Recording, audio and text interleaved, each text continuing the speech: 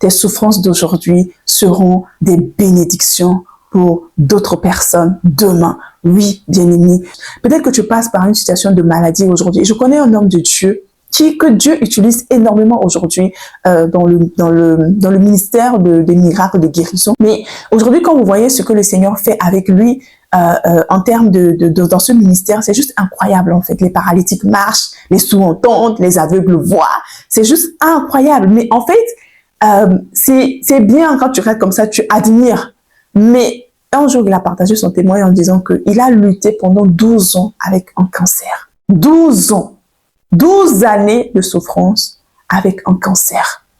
Dieu a permis qu'il y ait ce cancer-là. Mais pendant ces 12 ans, il a continué à servir le Seigneur. Et quand Dieu l'a guéri de ce cancer-là, après 12 années de souffrance, en fait, cet homme de Dieu aujourd'hui, il est rempli d'une telle compassion, en fait, pour les gens qui sont malades, c'est juste extraordinaire. Il est capable de s'arrêter du matin jusqu'au soir, juste pour imposer les mains aux malades.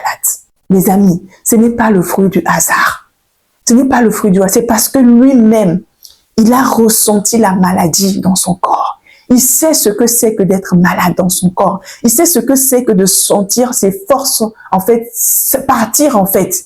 De ne pas savoir est-ce que je vais vivre ou je vais pas vivre, en fait.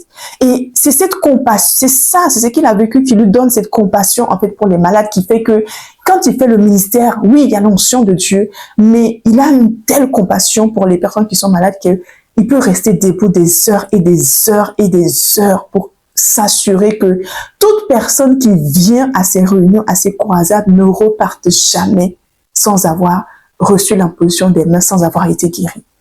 Il n'aurait pas pu s'il n'était pas passé. Pour dire que vraiment, le Seigneur ne gaspille vraiment aucune, en fait, de nos souffrances, en fait.